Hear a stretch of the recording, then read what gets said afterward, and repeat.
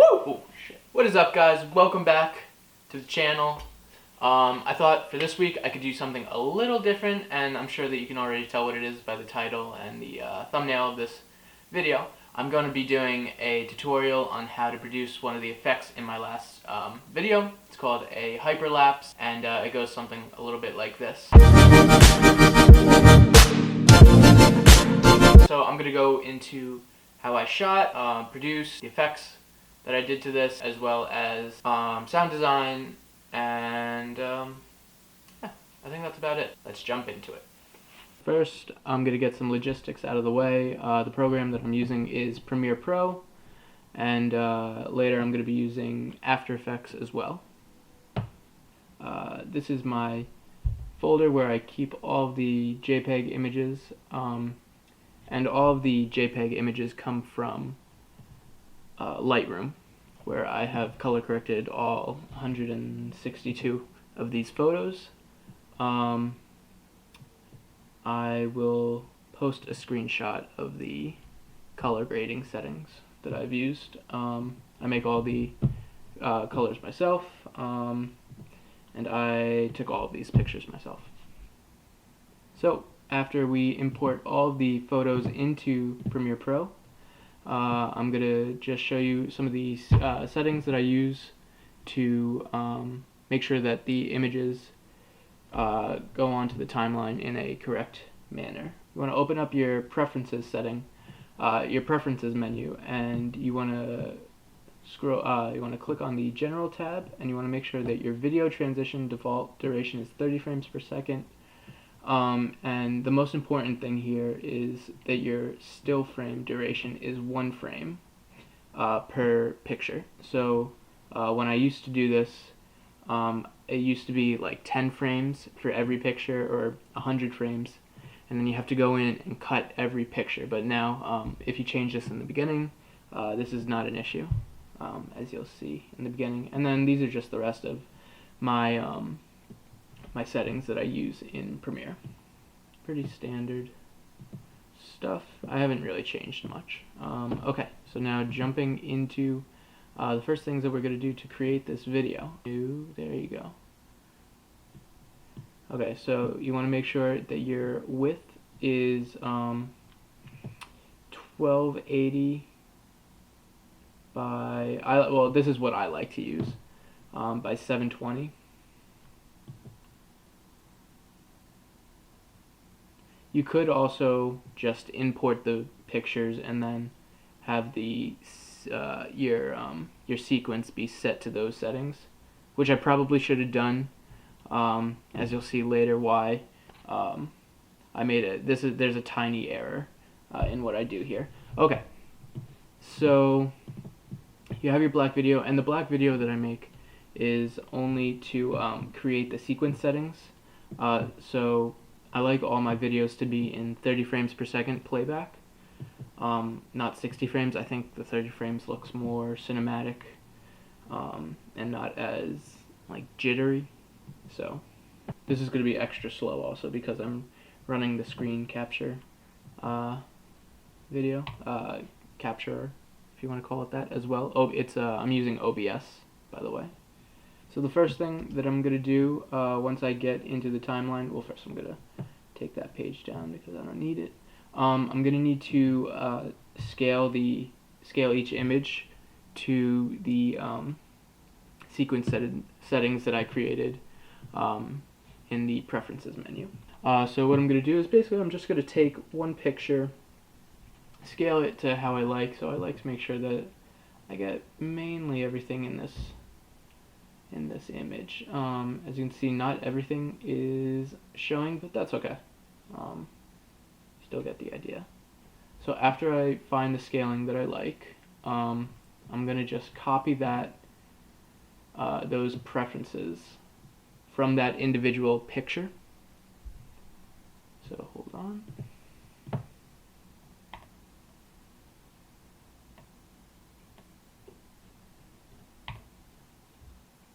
So you see I hit copy, and then so it copies it just like any other program. Like if you were using Microsoft Word, it's the exact same thing.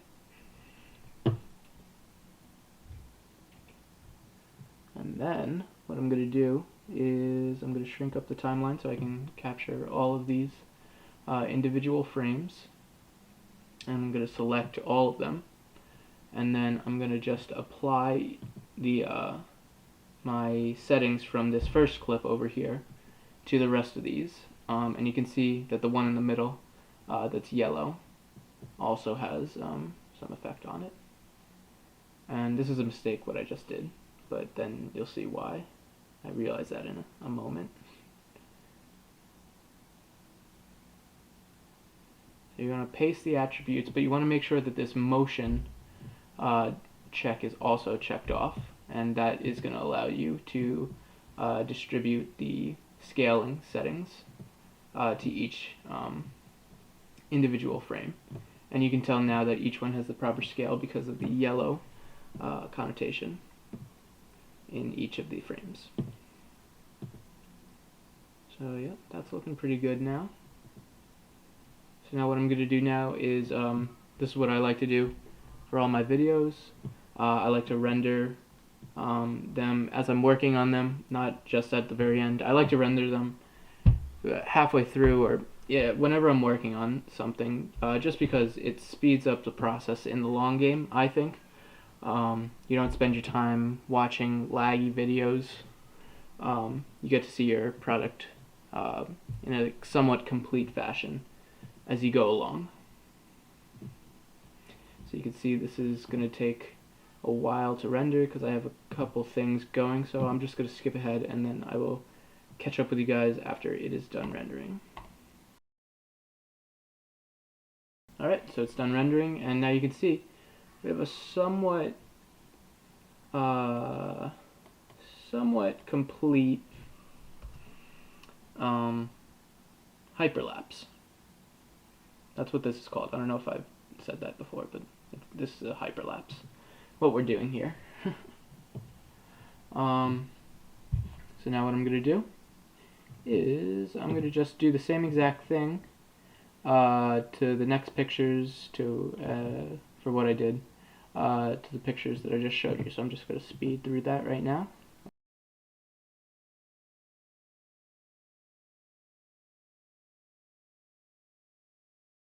After we're done previewing and rendering our clips, the first thing that I'm going to do is I'm going to nest each of these individual sequences within the sequence, and I'm just going to name it Towards City Hall. Yeah, that'll be good. Okay, and then I'm going to just name the next one. I'm going to nest the second one, and I do this by right-clicking, scrolling down, and then just hitting the nest option. I'm going to name this one Away from City Hall. Hall. Yeah, that'll be good. Okay. Now, again, just going to render this, and I will be right back. Okay. Now we basically have the same exact thing that I just showed you, except now, since these clips are nested, these are basically they act like an MP4 file that you would import into Premiere. Okay, so now what we're going to do to make this look a little prettier is we're going to come into our effects panel and we're going to just add a warp stabilizer to each of these sequences. But what you want to do first is, you never want to add too much warp or smoothness when you add a warp stabilizer. I like to keep it in between the 1 to 20 range. After that, it just kind of starts to warp around in an unnatural like fashion. So you see after I add those, the warp stabilizer is just gonna analyze each of the individual frames and try to locate a point where it can track the motion in each of the clips to try to keep the entire clip steady. So I will be right back after this renders out. So now, after we rendered it out, now it looks much better. There's a little unnatural warping in there, but it's nothing that I'm too concerned about. I'm going to play that back a couple more times. I'll show you a full screen version of that. So you can see, oh yeah, so smooth. You can see the sky moving in the background, which looks nice.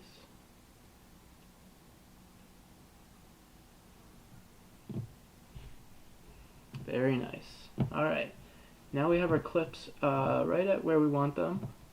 After adding warp stabilizer, scaling the clips, the pictures, nesting all the pictures together to form individual movie files, I should say, and then rendering each of them out. So now what we're going to do is I'm going to just export my video, and I like to keep most of the settings the same. I only change a few things. So first of all, I like to rename my clip to something that I'll remember it as, and I like to save it to my desktop so I know exactly where it is. Width is going to stay the same, height is going to stay the same, and then I also make sure that it's in 29.97 frames per second playback. Oh, actually I'm going to change it, sorry. So this is where I made the mistake. I should have kept that at the original width and height. However, I like to play around with it.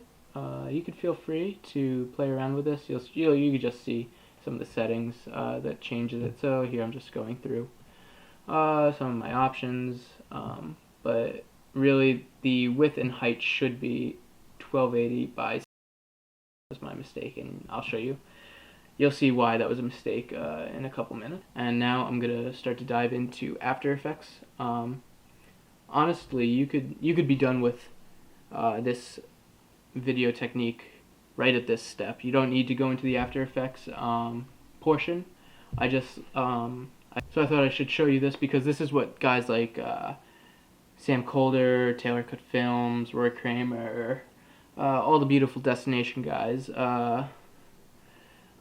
use in their videos, this one transition, and then I'll also show you a little bit of the sound design. I'm not going to get too involved deep into the sound design. I'll just show you something to kind of boost the quality and cinematics of your video. Okay, so now that we have our video back, our final video that we made in the previous step, back into Premiere, you can see the mistake that I've made, and that is when you view your clip that you made in the timeline, there are those black bars on the top and bottom, and really those should not have been there. Those are only there because I made the settings 1280 by 720.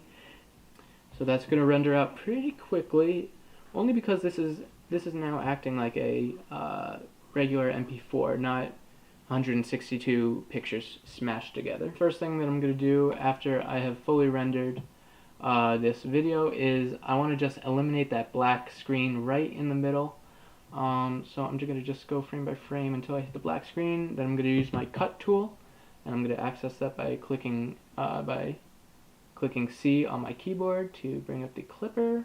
Just cut right there, and then I'm going to drag it over, go frame by frame until I hit the next picture, cut it right at that next picture, and then I'm going to just delete that little black space in the middle. Really, I shouldn't have made that black space. I thought it would help me, but once I got to this step, I thought differently. So now what I'm going to do is I'm going to just highlight both of these clips together, and I'm going to say replace with an After Effects composition, and I'm going to just save this as example hyperlapse. Yeah, that'll be good. Okay. Desktop, yeah, it's just going to save to the desktop, no problem. You don't want no problem with me. Okay, here we go. So now your clips are going to import in, and what's great about the Adobe products is that everything that you do in one program is going to happen in the other, so there's no need to worry about losing track of your clips and such. So you could still see the black lines, and I'll fix that once we go back into Premiere. So here we are in Premiere, and now we're back in After Effects. Okay, so now you can see that in After Effects, clips are divided by where they're cut, and it doesn't flow in it does flow in a horizontal manner. However, clips are arranged vertically, one after another. So the first thing that I'm going to need to do is to go right click and go say new, create a new adjustment layer, and then you want to just scale this adjustment layer just around the point of your cut. There's no need to render all of that when you're not going to use most of that section, most of the sections. You're only going to use that one part of the adjustment layer over the cut in your videos. So I'm going to just go into my effects channel, and I'm going to type in Baker, and that just brings up the preset for Baker's Easy Transition for CS4. So the one thing that is the only tricky part about this transition is that it requires you to do a little bit of the work, and all that work is just going in and finding the keyframes. There's only 4 of them, and you want to just drag your cursor over to where the next video will start, and then you want to just make sure you have that point perfect. You want it where the second video starts, not where the first one ends, where the second one starts. That's very important. Otherwise, you're going to get like a repeat frame. So then you want to just make sure that that third keyframe is directly on the line, on your cursor line, right over the cut. And then, yeah, that's pretty much it. So as you can see, as we preview this transition, it's going to go really slow, so I'm just going to speed it up a hair. And let's see what we get. And nothing. Okay, perfect. That's because we haven't changed any of these sliders in this upper left-hand corner, which is your effects control panel. So what we're going to do is we're going to just let this render out, because you know me, I love to let everything render. And then, okay, so now we're going to come over here, and I'm only going to do one little thing to this, and I'm going to just add a slight scale strength. And the thing about these sliders great is that you can type in a negative or a positive number. So I typed in a negative number here, and that's going to allow me to pull out of the frame instead of push in. If it was a positive number, it would push directly in. And right here you could see where I've made the mistake in not doing the correct scaling. So really, there should not be any black lines on the screen right now. It should just be the video, and it basically recreates the frame over and over again. So let's just look past that. I'm going to fix that in Premiere in a little bit. Yeah. Okay, so now let's see what we get. Come towards the building, and we're gonna... Great. It pulls out of the one frame and kind of seamlessly transitions into the next one. It's kind of a cool effect that these guys use, and I like the way it looks a lot. So yeah. Here it is a little faster. And there we go. Those black lines are really killing me. The one thing also I forgot to mention is that you want to make sure that your anchor point is directly in the middle of the screen. If they're not, it's going to pull from a different section of the video, and that's something that you don't want. So that's basically all the work that we're going to do in After Effects. And now you can see I'm going to just render this out, because I love to render. And now we have a smooth transition from one clip to the other. So now let's fix that black bar. I'll speed up the work, but I'm not going to explain it just because this is something that you shouldn't have to go through.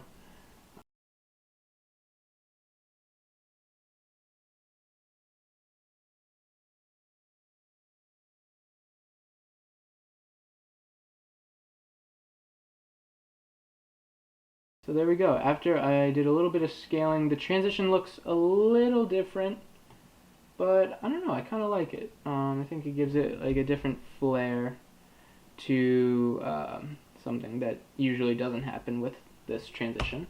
So you can see it kind of goes towards the building, in, out, and then, yeah, then that's basically it. So, I don't know, kind of a lot of work for a couple seconds in a video, but I don't know, I think it's worth it. I think it looks pretty cool. Okay, so now the last thing that I'm going to get into is just a little bit of the sound design. I'm just going to show you one thing. So after after you're done with your clip and you're happy with the way it looks, you want to add a sound to it just to kind of amplify the effect. Because not only are videos visual, but they are also audible, and you want to make sure that you have a cool sound to go along with your video transition. So as you can see, I have I've ripped this music file from the internet. I'm sure you all know how to do that.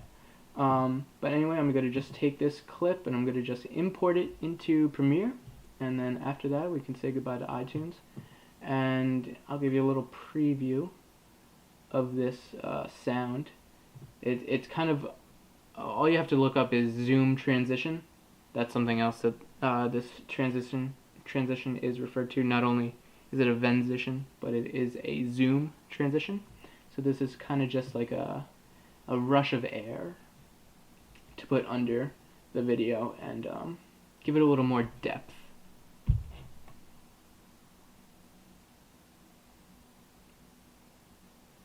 And after you find just the point that you like, for the sound, you can just render that out. And then I'm going to just add another little effect. I'm just going to speed through the work right now. I'm going to basically just add a rotation.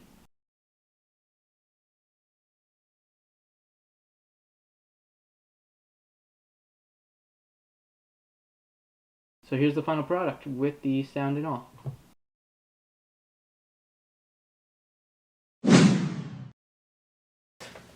Alright, so that's it. I know that took way longer than I expected it to.